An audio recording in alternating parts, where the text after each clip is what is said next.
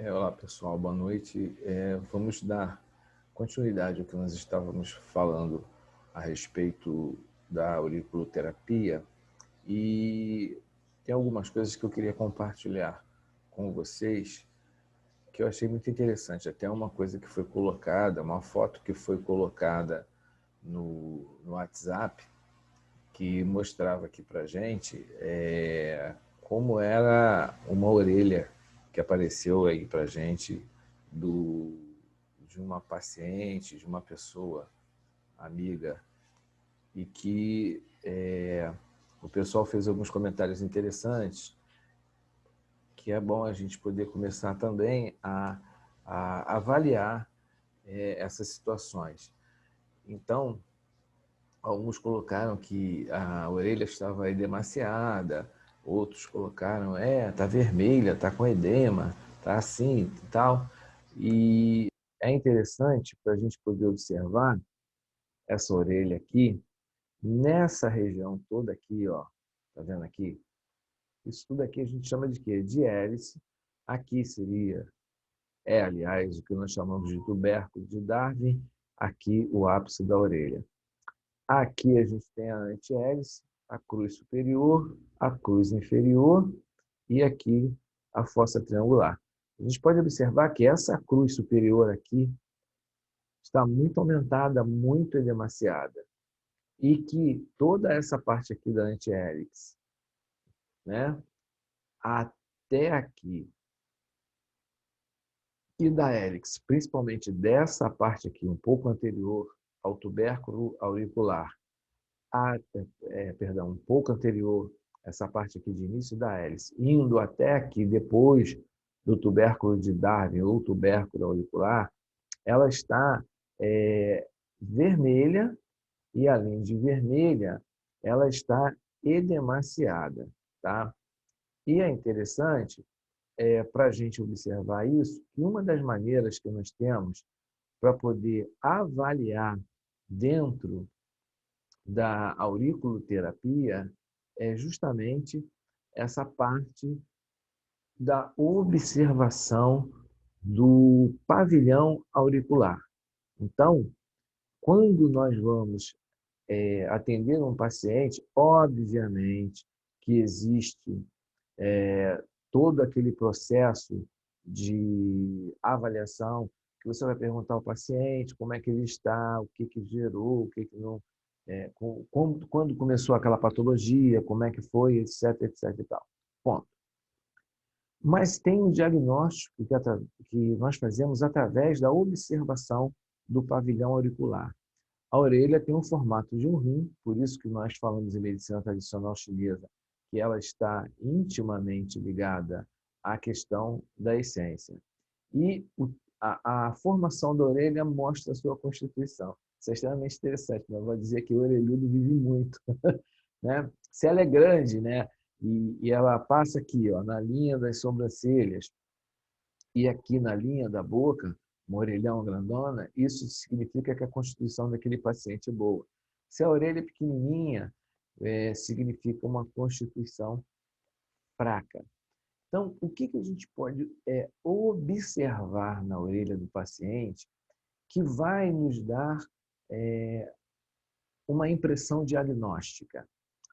Nós podemos ver a coloração, se existem manchas, se a orelha está vermelha, se existe algum tipo de vascularização, se está descamada, se está oleosa. E aonde é que isso acontece? Em que região da orelha isso acontece? Isso vai nos dar uma noção diagnóstica melhor. Se a orelha está na cor normal, se a orelha está pálida, se ela está avermelhada. Então, o que são essas alterações que nós chamamos? São alterações morfológicas, ou seja, alterações na forma. Se em dada região da orelha ela está ressecada, não necessariamente descamada, mas ela está ressecada, isso nos chama a atenção e denota uma patologia crônica. Toda patologia crônica depaupera o ti e futuramente, se não tratada, depaupera a essência. Então, ela gera um quadro de deficiência. Então, quando eu observo o ressecamento na orelha, eu sei que naquela região onde existe o ressecamento, eu tenho que tonificar. Se, ao invés de um ressecamento, eu observo uma área oleosa, isso é muito comum, principalmente nas mulheres, na fossa ou na fosseta triangular, onde a gente tem o útero, ovários, todo aquele grupo de órgãos e vísceras ligados ao aparelho reprodutor, se eu noto uma oleosidade, é uma patologia subaguda. Então, se é uma patologia subaguda, eu tenho que dispersar ou usar o método, como as pessoas colocam, de sedação. E é bom lembrar o seguinte, toda patologia aguda e subaguda, ela deve ser dispersada. A gente tem que dispersar, perdão, dispersar, tá? Então, se eu notei uma oleosidade, é uma patologia subaguda, eu tenho que dispersar ou, como queiram, sedar. Se eu observo sudorese na orelha toda ou em alguma região da orelha, isso tem uma característica de doenças degenerativas, as esclerose lateral amiotrófica, esclerose múltipla, desmelinização das bainhas de mielina, Alzheimer. Então, é uma deficiência, precisa ser tonificado. Repetindo, é uma deficiência que precisa ser tonificada. Se eu observo quistos ou tubérculos, isso pode denotar tanto uma patologia aguda, que eu preciso dispersar, e se o paciente não relata nenhum sintoma associado a esse quisto, ou a esse tubérculo, a esse nódulozinho na orelha, tipo, está doendo, é como se estivesse inflamado, me incomoda, e etc, etc e tal, eu tenho que tonificar, porque aí eu já tenho um desequilíbrio que gera uma deficiência. Então, repetindo, se eu tenho quisto, se eu tenho tubérculo, se eu tenho uma bolinha na orelha, né? No caso de presença de patologias associadas àquilo ali, eu tenho que dispersar, porque aquilo é um excesso. Caso não haja nenhum sintoma associado àquilo ali, então eu tenho que tonificar. E vai também da coloração desse nódulo, desse quisto, etc. E tal. Existem pessoas que têm na orelha, o que eles chamam até, alguns dão um nome, o fulano tem uma espinha na orelha. Você olha, está avermelhado, existe secreção amarelada, é um sinal de calor e é um sinal de quê? Excesso, eu preciso dispersar. Se tem uma massa esbranquiçada, ela não tem sintomatologia nenhuma, eu tenho que tonificar. Se existe essa massa e associada a ela, eu tenho uma sintomatologia ou local, ou no órgão, ou na área correspondente a ela no meu corpo, eu tenho que dispersar ou sedar. Pelos, geralmente, na orelha, estão muito ligados à sensibilidade, denotam uma certa deficiência, se você tem sensibilidade em pelos na orelha. Na hélix, geralmente é onde tem mais pelo quando ele se apresenta, e algumas pessoas têm uma sensibilidade ali. Então, se você tem sensibilidade ali, é uma tonificação que tem que ser realizada porque é uma patologia de deficiência. E se está tendo escamações, a pele está soltando, denota uma enfermidade crônica. Uma enfermidade crônica, se é crônico, gera uma deficiência, e tudo aquilo que gera uma deficiência precisa ser tonificado. Agora, se eu tenho uma hipersensibilidade, né, um aumento de sensibilidade na orelha, é uma enfermidade ou aguda ou subaguda, eu tenho que fazer o quê? Dispersar, porque é um quadro de excesso. Se existe uma redução da sensibilidade, é uma enfermidade crônica que gera uma deficiência e eu preciso tonificar. Esse aumento de sensibilidade pode ser na orelha toda, e aí estaria ligado ao rim, ou a uma área da orelha. Tá? E a diminuição de sensibilidade é a mesma coisa. Então, o que nós devemos fazer? Nós devemos associar a área da orelha em que existe a alteração, para que nós possamos saber aquilo que nós vamos fazer. Então, quando nós observarmos a orelha, Eu tenho que ver em que região da orelha está a alteração. Então, por exemplo, se eu estou observando aqui, e aí de repente eu começo a notar que a alteração que eu tenho é bem aqui, está vermelho no tubérculo auricular ou tubérculo de Darwin. Se está vermelho ali, eu sei que, olhando aqui na orelha do lado direito, eu tenho ali o yang do fígado em cima, o yang do fígado embaixo e tem o hélix 1, que são geralmente ligados a patologias que geram calor ou patologias inflamatórias, etc. E tal. Se eu observei que a antihélice, que é essa parte aqui verde, e a cruz superior, a cruz inferior e até mesmo a fosseta auricular, esse triângulo aqui, está alterado, eu vou ter que observar o que eu tenho nessa região. Eu tenho a lombar, o joelho, a articulação do joelho e pé na cruz superior. Na cruz inferior, eu tenho o quadril, eu tenho o ciático, eu tenho constipação. E aqui eu vou pegar a mama, eu vou pegar o abdômen, ou se eu trabalhar nesta parte um pouquinho mais externa, eu estou pegando a coluna, tanto a torácica quanto a lombar. Então, eu preciso observar bem a minha orelha para poder chegar à conclusão do que está acontecendo. Então, essa orelha que foi colocada aqui no grupo, se nós observarmos, ela está vermelha em toda essa parte aqui, ou seja, desde a raiz da hélice, talvez aqui um pouco menos, tá? Quando chega aqui no ápice, além de vermelha, está inchada e demaciada, o tubérculo de Darwin, e aqui, após o tubérculo de Darwin, ela começa a se normalizar. Mas a antihélice, principalmente a cruz superior, está muito edemaciada. A cruz inferior também, e a fosseta, a fossa triangular, quase não existe.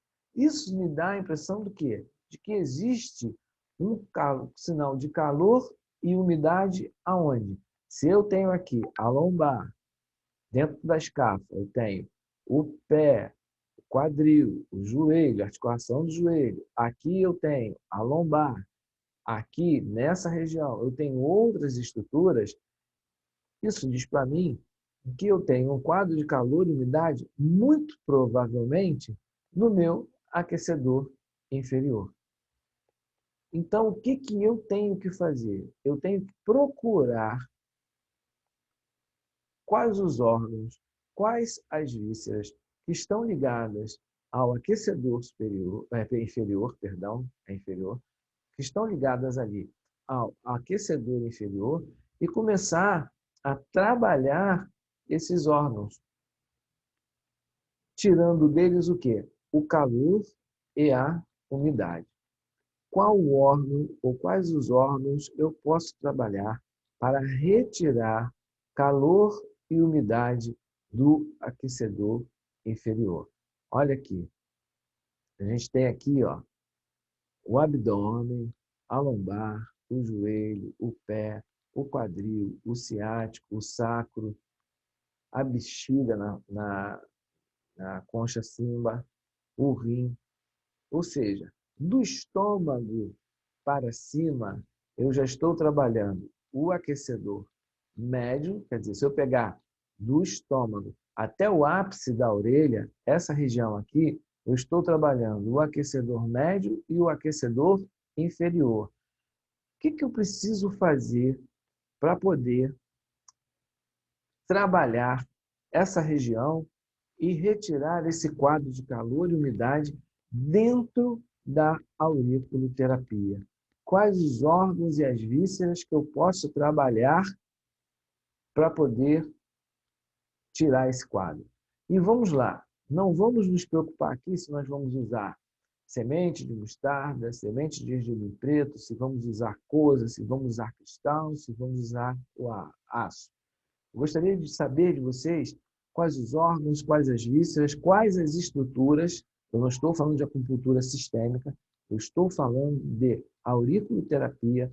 Eu posso trabalhar para poder retirar calor e umidade do aquecedor médio e do aquecedor inferior. O que faz drenar por via baixa? Bom, a primeira coisa que a gente pensa é que toda vez que a gente tem edema, inchaço, dentro da medicina tradicional chinesa, se fala em baço. Primeira estrutura. Segunda, o rim, porque o rim vai drenar, ajudar a drenar o aquecedor inferior. Intestino grosso, porque ele excreta por via inferior. A uretra pode entrar junto com a bexiga e o reto. Então, eu já tenho rim, baço, a uretra, o reto, a bexiga e o intestino grosso. Trabalho também o estômago e posso trabalhar o que eles chamam aqui de Sanjiao. Bem aqui na concha cava, o Sanjiao, que é o quê? O triplo aquecedor. E vai trabalhar tanto o aquecedor superior, quanto o aquecedor médio, quanto o aquecedor inferior. Isso é só para a gente ter uma noção do que pode ser feito. Tá? O objetivo não é a gente começar a dar o curso online. Não, não é isso. Mas só para a gente ter uma noção do que a gente pode fazer, baseado naquela imagem que foi colocada lá no grupo. Ah, e detalhe, se eu não puder trabalhar aquela orelha que está edemaciada, que está vermelha, que é um sinal de calor e umidade, que é um sinal de excesso, eu trabalho a orelha do outro lado. Eu trabalho a contralateral, independente de ser homem, independente de ser mulher. Tá? E lembra o seguinte, essa coisa de começar pelo rim, pelo sistema nervoso central, pelo simpático, pelo Shenmen, etc. Isso não é tão tradicional como algumas pessoas pensam, não. Você pode colocar pontos de auriculoterapia sem a necessidade de abrir por esses pontos. Se quiser abrir, tudo bem. Mas se você não quiser, não precisa e muito provavelmente você vai ter um bom resultado. Então, bons estudos para vocês. Aguarda aí um retorno dos vídeos que eu estou colocando, o que vocês estão achando. E em breve a gente se encontra de novo. Um bom final de semana, bons estudos e fiquem com Deus.